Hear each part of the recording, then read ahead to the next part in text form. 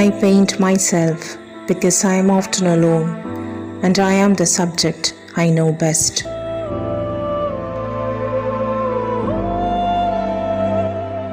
Frida Kahlo was a Mexican surrealist painter. She is probably the most celebrated female art icon of the 20th century. Frida was a self-trained artist. Frida began painting mostly self-portraits after a near-fatal bus accident which caused her lifelong pain and medical problems including infertility. Whenever the life tried to fail Frida physically, she confronted it with her creative intellect, whether it's her resilience towards the adversities of life or the unique personality which she symbolically represented through her signature unibrow and the colorful bohemian styles, or the rebellious love life which included both men and women, or the uncompromising and brilliantly colored self-portraits of her physical and emotional agony. For whatever reason, Frida Kahlo and her paintings remain as the most intriguing subject for the art world. Frida Kahlo's self-portraits are considered among the finest ever created. Frida's painting, Self-Portrait with Thorn Necklace and Hummingbird, is considered as her masterpiece. In this painting, she depicted herself as a victim wearing a necklace of thorns. Frida painted the broken column right after her spine surgery. It was a metaphorical depiction of her suffering. The world-famous artist Pablo Picasso, who admired her deeply, said that no one can paint like Frida Kahlo. Although Kahlo had achieved success as an artist in her lifetime, her posthumous reputation steadily grew from the 1970s and reached what some critics called Frida Mania by the 21st century. Frida Kahlo was born on July 6, 1907 in Mexico. However, she purposely changed her birth date to 1910 to show her solidarity towards the Mexican Revolution of 1910. Around the age of 6, Kahlo contracted polio, which eventually damaged her right leg. But her father encouraged her to play soccer, go swimming, and even wrestle to make her strong both physically and mentally.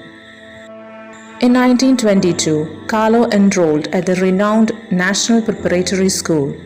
She was one of the few female students to attend the school and became known for her jovial spirit and love of colorful traditional clothes and jewelry. She had been a promising student headed for medical school. In 1925, at the age of 18, Kahlo met with a bus accident which so seriously injured her that she had to undergo more than 30 medical operations in her lifetime. She had to spend most of her life bedridden with full body cast. During her recovery, she returned to her childhood hobby of art with the idea of becoming an artist. Her father fixed a mirror to the ceiling above her bed and built an elaborate easel that allowed her to paint while lying on her back. Frida mainly painted self-portraits which strongly depicted the physical and mental pain she went through.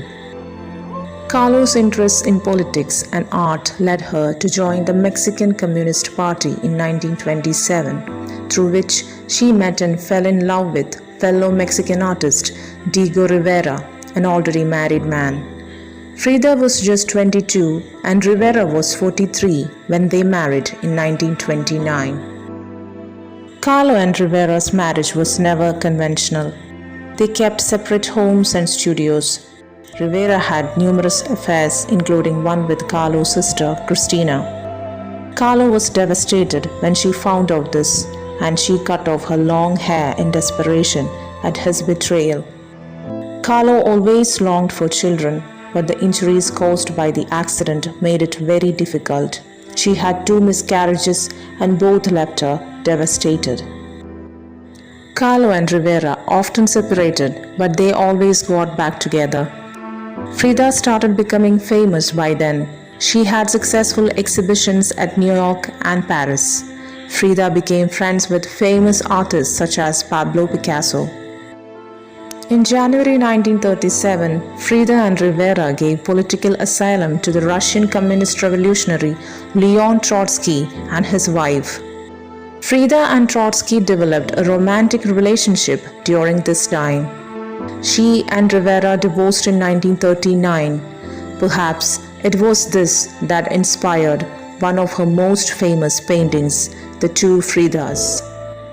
Just 1 year later, Carlo and Diego remarried, but they still kept separate houses and lived separate lives. Both of them had frequent affairs. The same passions that helped Frida Kahlo become a great artist are reflected in her many love affairs. In fact, Diego encouraged Frida's bisexual romantic relationships with women as he was jealous of his wife's male companions. During her short life, multiple famous men and women became Frida's romantic partners. But Diego was the true love of Frida's life. And Diego's infidelities devastated Frida more than her physical illness. Her life and her work were shaped not only by her turbulent relationship with Diego Rivera, but also by her chronic physical pain, the multiple surgeries, and the miscarriages. Her health condition started worsening during the 1950s. She was diagnosed with gangrene in her right foot.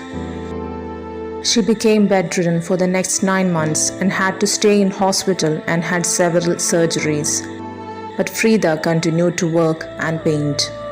In the year of 1953, she attended her first solo exhibition in Mexico in an ambulance. A few months later, part of her right leg got amputated to stop the gangrene. The poor health condition made Frida deeply depressed. She even had an inclination for suicide. But despite her health issues, she was active in many major political issues. Frida Kahlo passed away on July 13, 1954, about 1 week after her 47th birthday at her beloved Blue House.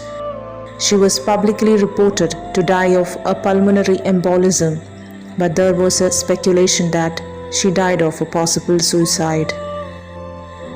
Her dramatic life inspired many books and movies in the decades following her death. The Hollywood movie Frida, starring Salma Hayek, is based on Frida Kahlo's life. The last entry in her diary was a black angel and the words, "I joyfully await the exit, and I hope never to return, Frida."